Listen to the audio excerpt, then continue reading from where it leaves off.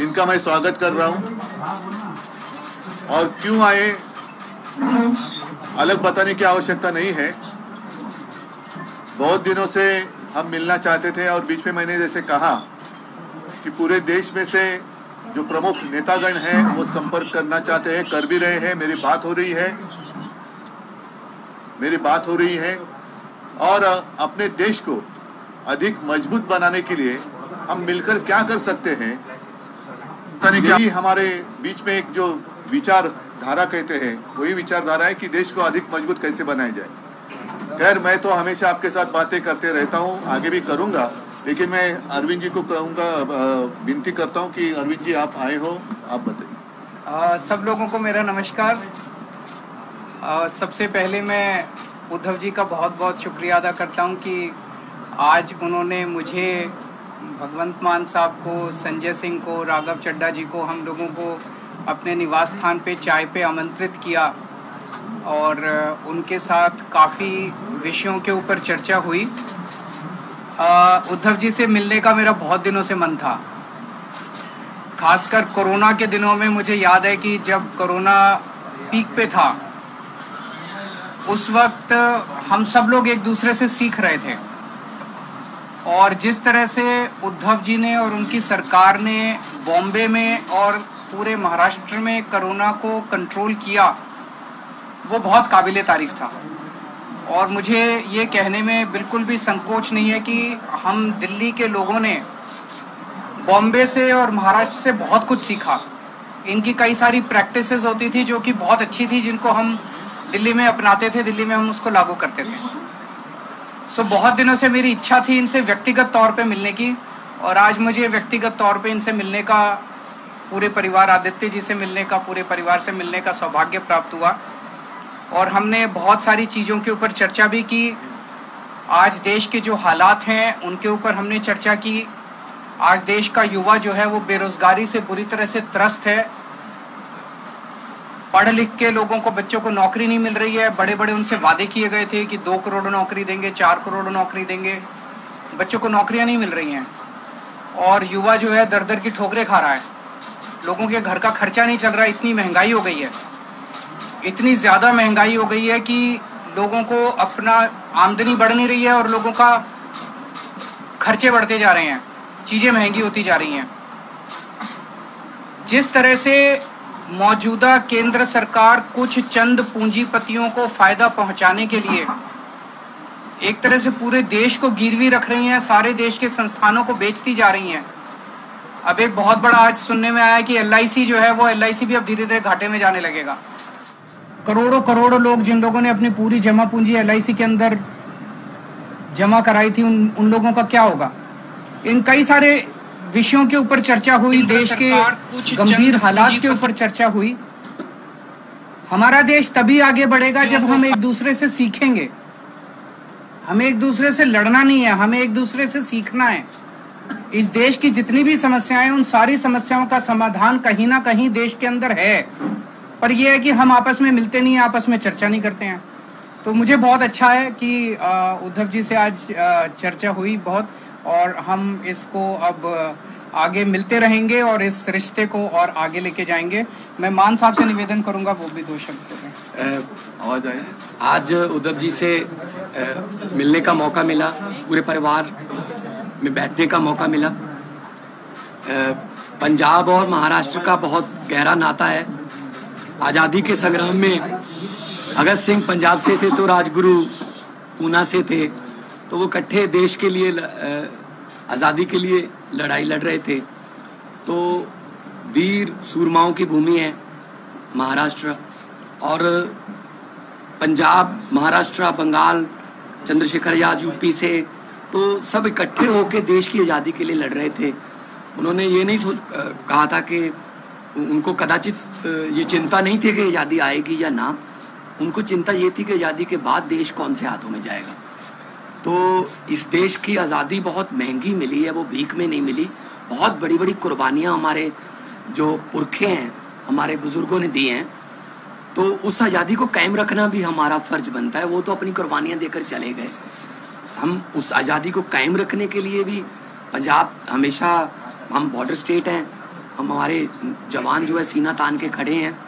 तो देश कैसे आगे बढ़े, इस देश को दुनिया का नंबर 1 देश कैसे बनाया जाए, सोने की चिड़िया जो देश को कहा जाता था, उस चिड़िया के पंख किसने नोचे और उस चिड़िया का जो पूरा, मैं कहता हूँ एक एक पंख नोच कर कौन खा गया और कौन जो है वो इस देश में से लोग भाग रहे हैं, चाहे वो बड़े बड़े करोड़पतियों के नाम भी आ रहे हैं कि वो देश छोड़कर भाग रहे हैं। तो हमारा देश हर किस्म का मौसम है, हमारे पास मारूथल है, हमारे पास दरिया है, समुंदर है, कोल है, तेल है। बस सच्ची नीयत वाले लोग अगर इकट्ठे हो जाएं तो इस देश जैसा धरती पे कोई देश नहीं है। तो पूरे देश के 130 करोड़ लोगों का जो कल्याण कैसे हो, हर घर के चूल्हे को जो है वो आटा मिले, हर घर में आग जले चूल्हे में, रोजगार मिले और तरक्की हो, तंदुरुस्ती हो, इन मुद्दों पे बात हुई और अच्छा लगा।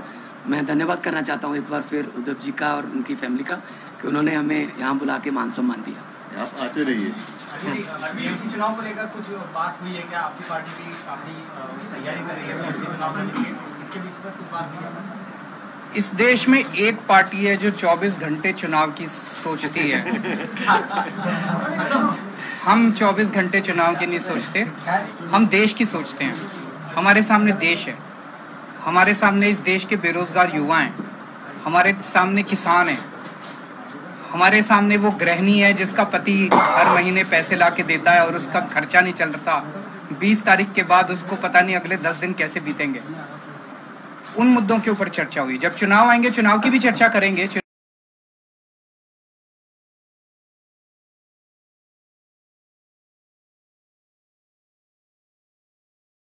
हम देश की सोचते हैं, हमारे सामने देश है, हमारे सामने इस देश के बेरोजगार युवा हैं, हमारे सामने किसान हैं, हमारे सामने वो गृहिणी है जिसका पति हर महीने पैसे ला के देता है और उसका खर्चा नहीं चल रहा। 20 तारीख के बाद उसको पता नहीं अगले 10 दिन कैसे बीतेंगे। उन मुद्दों के ऊपर चर्चा हुई। जब चुनाव आएंगे चुनाव की भी चर्चा करेंगे। पार्टी हैं, हम चुनाव तो लड़ेंगे, उस टाइम चुनाव की भी चर्चा करेंगे, पर हम उस पार्टी की तरह 24 घंटे चुनाव की बात नहीं करते। पॉलिटिकल सिनेरियो महाराष्ट्र में चल रहा है, इसमें अप एंड डाउन हुआ है, तो किस तरह से इसमें मैं एक ही चीज कहूंगा, अभी पिछले दिनों जो कुछ घटनाक्रम घटा, उद्धव जी की पार्टी की चोरी हो गई, उनका सिंबल चोरी हो गया, उनका नाम चोरी हो गया, उनका सारा जो था वो सब चोरी करके ले गए। पर मैं एक ही चीज कहना चाहता हूँ, इनके पिताजी शेर थे और ये शेर के बेटे हैं, तो पूरा महाराष्ट्र इनके साथ है। करता हूँ कि सुप्रीम कोर्ट से भी मिलेगा और मेरा अपना मानना है कि ये सारे आने वाले चुनाव जो हैं वो स्वीप करने जा रहे हैं उद्धव ठाकरे। तो सर आप क्या सोच रहे हैं कि आने वाले समय में अगर महाराष्ट्र में चुनाव लड़ते हैं तो उद्धव जी के साथ आप अलायंस करेंगे, क्या सोच रहे हैं? जब चुनाव आएगा आपको सारी बातें बताएंगे। आज बहुत कॉलेज देखने को मिला है फिर से और कई फायर भी हो गए, इस तरीके की खबर आई स्टैंडिंग कमेटी इलेक्शन। मैं क्या बताऊं, ये तो आप उनसे पूछिए।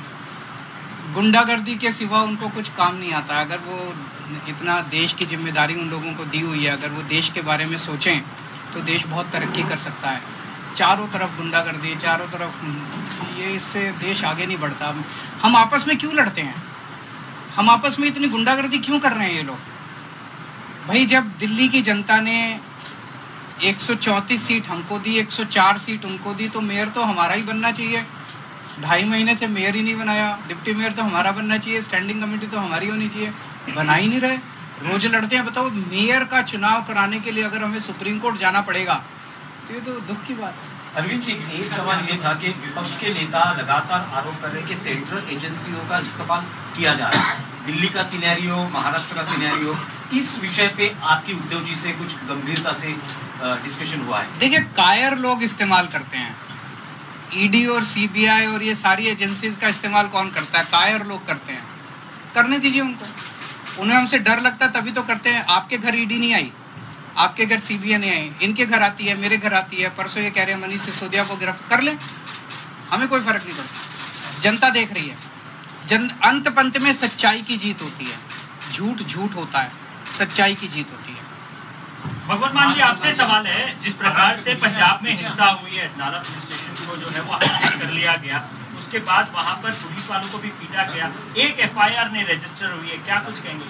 देखिए, आप लोगों के पास यहाँ गलत सूचनाएं हैं। लॉ एंड ऑर्डर पंजाब में कंट्रोल में है, पंजाब पुलिस सक्षम है, और पंजाब का जो सोशल बॉन्डिंग है उस पर गोलियां भी चली 10 साल, बम भी फूटे, लेकिन पंजाब का जो भाईचारा है आपस में, वो लोग मिलके रहना पसंद करते हैं। अमन शांति वाला हमारा स्टेट है, और बहुत बड़ी बड़ी इंडस्ट्रीज अब वहाँ पे इन्वेस्ट करने लगी हैं, क्योंकि पहले किसी खास फैमिली के साथ एमओयू होता था, अब पंजाब के 3 करोड़ लोगों के साथ जो है वो एमओयू हो रहा है।